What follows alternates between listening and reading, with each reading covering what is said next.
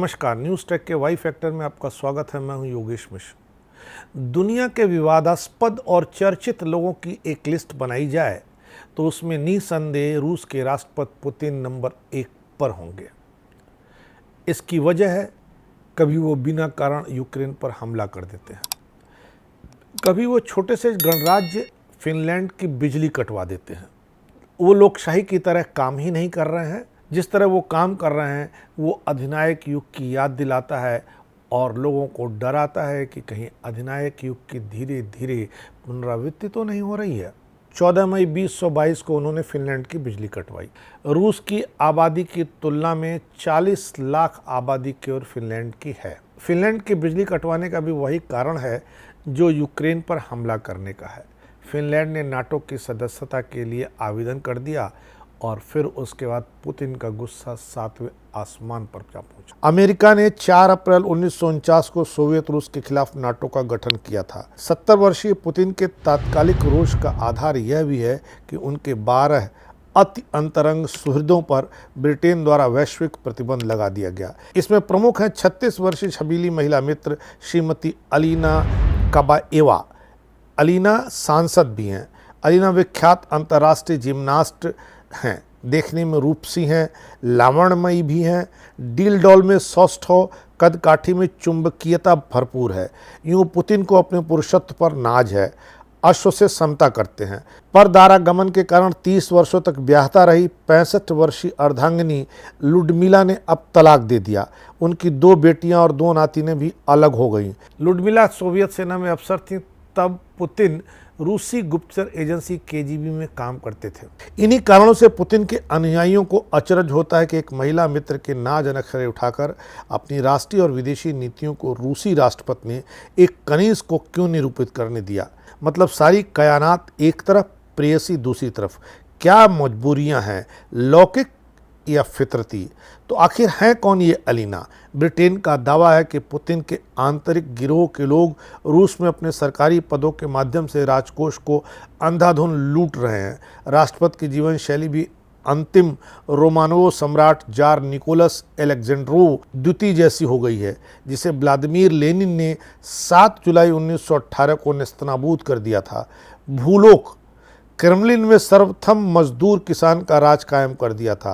British विदेश सचिव Elizabeth Truss ने लंदन में बताया कि अब तक 1000 व्यक्तियों ने 100 रूसी धनपति से मिलकर 140 अरब डॉलर की संपत्ति लूटी है। यह सब यूक्रेन पर हमला बोलने की बेला पर हुआ। युद्ध की अपरिहार्यता थी ताकि रूसी लुटेरों को बचाया जा सके। तो मूल मुद्दा आखिर ये अलीना कबाएवा है क्या भला? नायिका है अथवा खलनायिका? यह उज़्बेकी तातार इस्लामी नस्ल की मध्य पूर्व में सोवियत रूस की तुर्की भाषी हैं। खेलों की महिला के नाम से मशहूर अलीना जिम्नास्टिक क्षेत्र में 2 बार ओलंपिक पदक, 14 दफे विश्व चैंपियन पदक, 21 यूरोपीय पदक जीत चुकी हैं। यह अपने में अद्भुत कीर्तिमान है। हालांकि 2001 में उन्हें फुरोसेमाइड नामक ड्रग्स खाने के आरोप में खेल प्रतिस्पर्धा से 2 वर्षों के लिए निलंबित कर दिया गया था। रूस के सोची स्थल में शीतकालीन ओलंपिक 2014 में उनके राष्ट्रपति पुतिन से रिश्ते जगजाहिर हुए।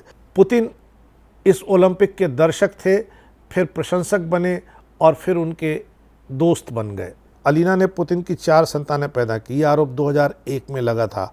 आत्मरक्षार्थ वे स्विट्जरलैंड की पर्व श्रृंखलाओं में अज्ञातवास में चली गईं। कारण यही था कि पुतिन चाहकर भी उनसे शादी नहीं रचा पाए।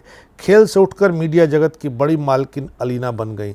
दैनिक इज़वेत्सिया, सेना का समाचार पत्र, 2007 से 7 साल में फिर चैनल 1, रेन टीवी को मिलाकर उन्होंने राष्ट्रीय मीडिया ग्रुप स्थापित किया तथा स्वयं अध्यक्षा बनी। अरबपति रूसी विज्ञान अकादमी का पुनर्गठन कराकर अलीना ने अमेरिका द्वारा अनाथ रूसी बच्चों को गोद लेना, अवैध वेबसाइट, समलैंगिकता आदि पर कड़ा कदम उठाया, प्रतिबंध लगाया, कॉपीराइट क्षेत्र में फर्जीवाड़ा रोका। अलीना को दंडित करने के मसले पर भी रूस में हमेशा 2 तरह के विचार रहे। रूसी विपक्षी नेता एलेक्सी के सलाहकार जॉर्ज उलबुरोव की मान्यता है कि रूस को युद्धरत करने के लिए अलीना को सजा मिले। दैनिक मॉस्कोव्स्की करस्पॉन्डेंट को 2008 में बंद कर दिया गया था क्योंकि उसने छापा था कि पुतिन द्वारा पत्नी लुडमिला को अलीना से इश्क के कारण तलाक लेना पड़ा। उनके ओलंपिक पदक छीन लेने का प्रस्ताव भी आया था।